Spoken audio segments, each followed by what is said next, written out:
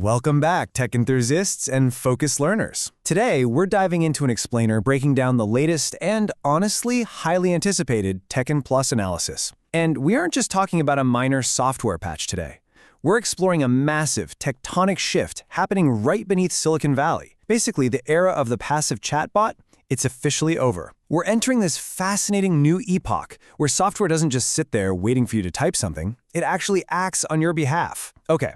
Let's dive right into this and explore the incredibly rapid transition from passive tools to autonomous agents. Here is the roadmap for our journey today. First, the AI that never sleeps. Second, Meta's screenless ambient vision. Third, the 75 billion euro nuclear AI bet. Fourth, the end of cheap AI. And finally, surviving the silicon shift. Section 1. The AI that never sleeps.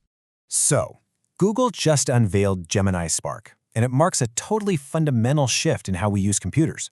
To really get what's going on, we have to define the core concept driving this entire industry pivot: ambient computing. Basically, this means technologies that operate quietly and autonomously in the background. It totally removes the friction of you having to actively tell a machine what to do. And Spark is, well, it's ambient computing fully realized. It proactively monitors your inbox, it prioritizes your critical emails, drafts contextual replies based on past conversations, it'll even book appointments or adjust your calendar if it notices real-time traffic anomalies. And the crazy part? It does all of this without a single tap from you. Now, what's really interesting about this is the stark contrast between passive and active AI. Think about it. For years, we've lived with passive AI, right? You type a prompt, it gives you an answer. But Spark is active AI. It's an always-on entity. Google didn't just quietly bake this into an Android update or the standard Gemini app. Nope, they launched Spark as a completely independent, standalone platform. And why would they do that? Well, because the underlying business model of Silicon Valley is changing right before our eyes. The analysis hits the nail on the head here. They describe this pivot perfectly as moving from just selling software to literally leasing a digital workforce. Google is transitioning to a service-based autonomous economy. By running Spark in the cloud instead of requiring you to buy expensive local hardware, they're essentially democratizing productivity. Small businesses and freelancers can basically lease Spark as a virtual employee to automate all those tedious administrative tasks.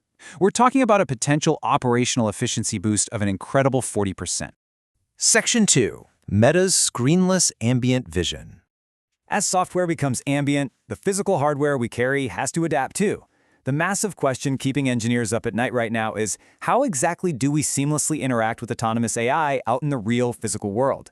We saw startups like Humane take a shot at this with the AI pen, which, let's be honest, ultimately failed pretty hard due to severe thermal and processing limits. But nature abhors a vacuum. Meta's Reality Labs is stepping right into that void, pouring heavy investments into a screenless, AI-powered smart pendant.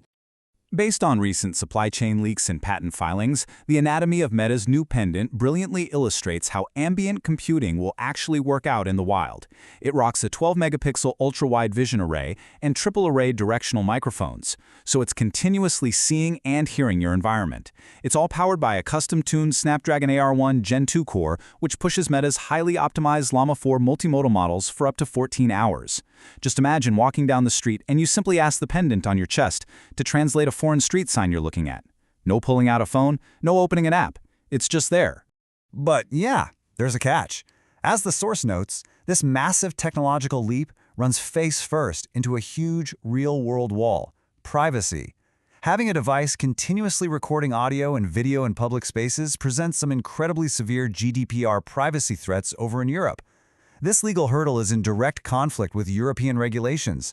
It's likely going to force Meta to implement strict software geo-restrictions, meaning they might have to completely disable certain ambient features depending purely on what country you happen to be standing in.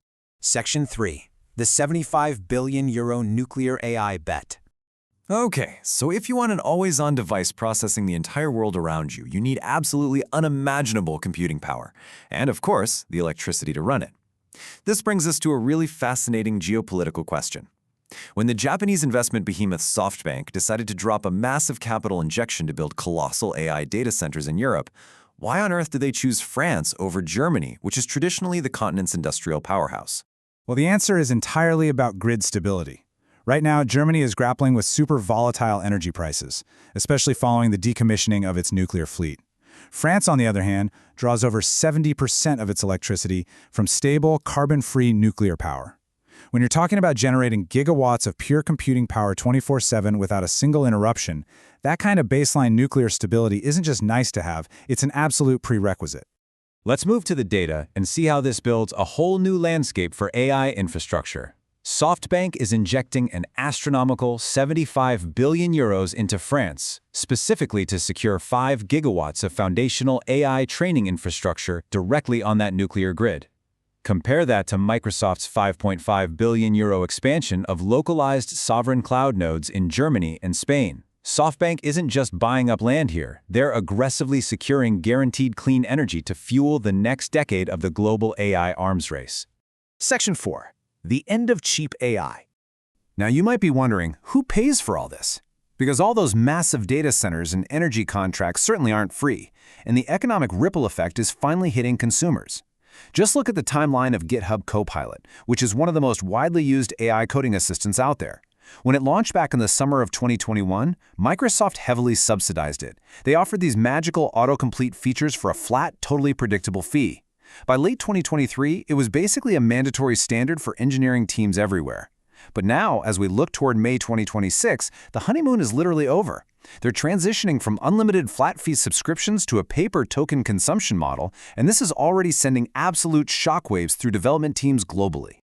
The harsh reality is that maintaining the infrastructure for advanced code generation is just bleeding providers dry.